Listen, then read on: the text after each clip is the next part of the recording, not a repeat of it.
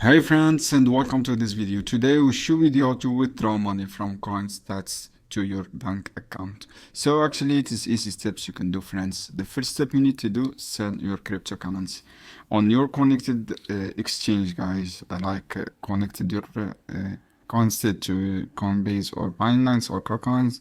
Just click connect, for example Binance, and then write your Binance API keys or secret key, or you can connect Coinbase directly enter your API key and secret, and then click connect your Coinbase. This is the first step you need to do. The second step, guys, withdraw your Fiat currency USD or from the exchange platform Coinbase or Binance, and then link to your naked bank account.